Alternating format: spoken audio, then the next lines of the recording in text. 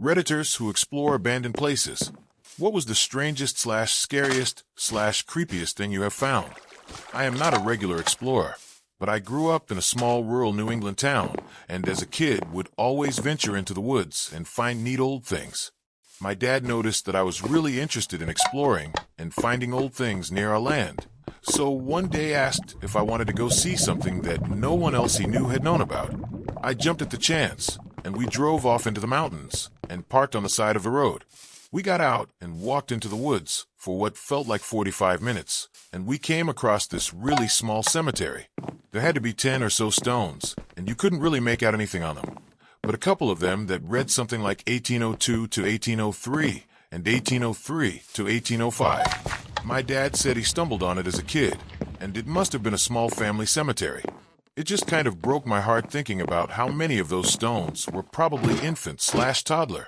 I grew up in rural New York and had a very similar experience. Out behind my house was a cornfield and a large wooded area, and deep behind the woods was a cemetery that had been disused for some time. Some of the headstones were for soldiers who had served in the Revolutionary and Civil Wars, and the most recent was probably from the 1920s. The cool slash creepy thing about cemeteries that old are the somewhat sinister messages on the tombstones. Adding a memento mori, or a reminder to the living that they would die as well, was a very popular thing to do in the 18th and 19th centuries. Some of the stones had a skull and crossbones carved into them, which was supposed to be a Puritan reminder to live a good life. But stumbling across it at 9 p.m. made me use some choice language they certainly would not have called good. Friend of mine and I explored this old abandoned house deep in the woods near his house. Going through it, we found baby grand pianos of varying sizes throughout the house. But that wasn't the weird thing. We also found letters, dated back to World War I, from a wife to her husband stationed overseas. At first, they were letters of how things were in the States, how the kids were, how life without him, and how much she loved and missed him.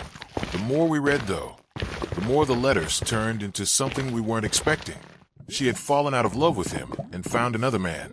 She left him for another man while serving his country overseas. It was sad reading those last few letters. So I grew up in a relatively rural part of upstate New York. Out in the middle of nowhere, there was this abandoned cement factory that had been left to fallow for decades. It was a huge facility out in the middle of the woods, had its own living space, officers, generator building, and rock crusher. Both were massive pieces of equipment in a hangar-sized room and underground tunnels. On top of that were the silos, maybe 10 or 15 stories tall, with corrugated metal stairs that take you all the way to the top. Anyways, we would explore these tunnels from time to time, and one day we found a room at the bottom of one of the silos. It was completely dark, maybe about the size of a small bedroom and square, with what could only be described as a 3-foot wide, floor-level moat, filled with brackish water that went down maybe 5 or 10 feet. The water was almost perfectly at floor level, so if you didn't use a flashlight or watch where you were going, it would have been incredibly easy to fall into it. In the center of the room was a box, maybe 7 feet long by 3 feet wide, and maybe 4 feet tall. The goddamn thing looked like a casket. This room was the creepiest place I've ever been in. Perfectly silent, weird moat, no light.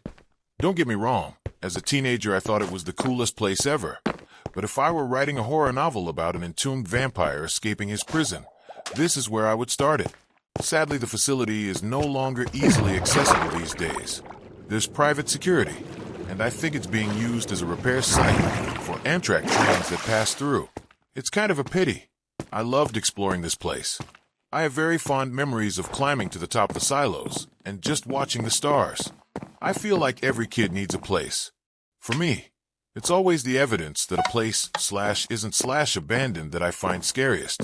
I love poking around in places I shouldn't be just for the joy of seeing a rare sight, but the moment I see a tent, bedroll, or telltale toilet tissue tower, I turn right the hell around. I don't want to surprise a squatter. I'm confident in saying that I get more conversational with your standard panhandlers, gutter punks, and vagrants than most, and I find that even the ones who are laid back tend to get their hackles up if someone surprises them at a camp they thought was hidden. That and track traffic.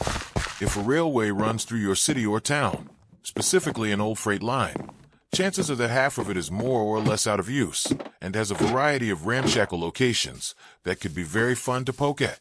That said, I've been on disused tracks and had specially outfitted pickups and motorized handcars sneak up on me pretty fucking close before I realized they were coming up on me. And tell you what, I dive into the bushes every time. I don't know how much they'd care if they saw me, and I don't wish to find out. My cousin's grandmother's old house. She lived 100 meters from where we live, and when I was 1 to 2 years old she died. I went to explore her house, since we are the closest building to her house. When I tried the door it was locked, so I went up on a broken window and climbed in. I didn't expect much, since it was a pretty tiny house. It did have an attic but no basement, or I just couldn't find it. So I started looking some places up, her bedroom, living room, and such. I found some kind of closet, or something like that. It was pretty big for a closet, but I opened the door, and I got scared as fuck. There was some kind of mannequin. It had a dress on. Black, like something you would wear in a funeral. I just decided to leave after that. I was walking with a friend, and we were trying to find a quicker route back to where we were staying. We were walking on a road next to the ocean, which was quite a bit below us. We thought it would be more scenic to walk on the beach, so we climbed down only to discover it wasn't going to be easy walking. Where we expected sand, there was boulders, and we had to climb and jump in order to keep going forward. And it was pretty abandoned. Clearly, this wasn't a public area, and the road we were walking on was out of sight. After a while, I saw a cave that sort of looked like it had a green net covering the entrance. My friend was, rightfully, freaked out, but I was insistent on looking inside. I climbed over to it and pulled the curtain away, only to see massive piles of abalone shells. There were thousands of them. We had found a poacher's hiding place for their shells. Where I'm from, poachers are normally armed, and pouching abalone shells is quite illegal, so it's scary to think that we could have been attacked and nobody would have been able to even hear us. At the time, my friend and I were 13. I was looking in some old motel, little rooms, on a rural South Carolina highway. I was working as a photographer for TV news. We were doing stand-ups, and the reporter was trying to think of what to say. I went exploring. I was going toward the center building on the back row of the motel when my reporter said he was ready. So, I shot the stand-up and we left. 2 days later we got a call from the sheriff's office asking about what we were doing there. We told him. It turns out there was a dead man hanging from some vines tied to the ceiling of the room. He had been beaten and hanged. I was a few feet from finding this dead person. The motel is nearly rotted into the ground today. I think the word pine was in the name of the motel. I once entered the abandoned submarine base of the Soviet Navy in Balaclava in 2002, before it became a museum. I was led by a group of street urchins who knew the base like the back of their hands. Maybe they were the sons of officers who once lived there. I don't speak a word of Ukrainian nor Russian. They led me through tunnels whose humidity created a fog that enabled my flashlight to illuminate only 10 to 15 meters. The manholes and anything remotely useful were removed by scrap iron looters, to the point I spent more time watching my steps rather than where I was going. I found outlines in the paint on the walls of staircases leading to an upper floor. I saw the flooded tunnels that offered refuge to the submarines of the Red Navy, surrounded by old rusted gantries, suspended platforms, and bridges too big to be carried away by looters.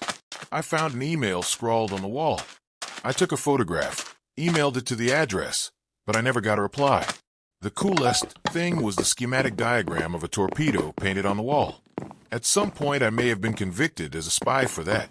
There was this old condemned hospital in Maryland that I visited in high school, as a dare because all the cool kids did it. Found a room that was literally filled with prosthetic limbs. That was some weird shit. Another time I had a girlfriend who loved exploring abandoned places.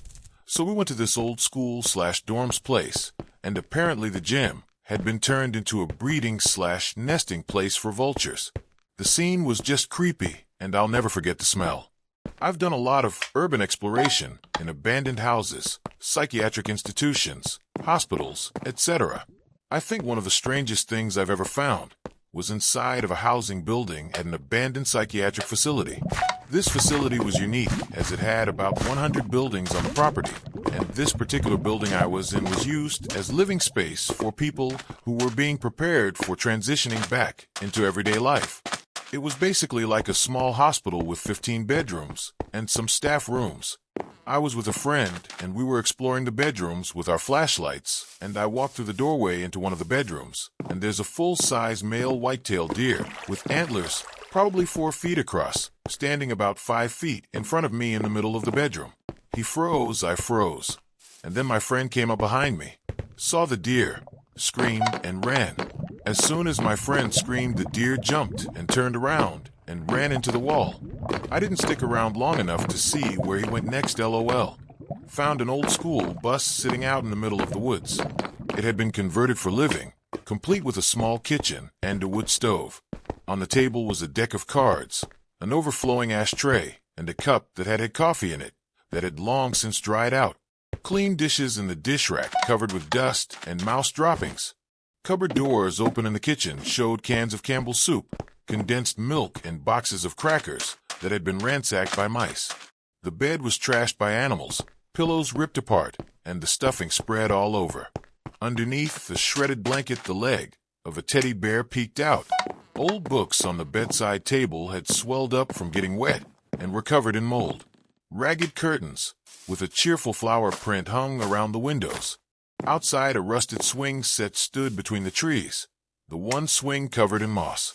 An old pickup truck was parked nearby, although there was no sign of a road anywhere. Split firewood was stacked against the side of the bus. The creepiest thing about it? The bullet holes that covered the rear window. There's a hunting road right next to my house.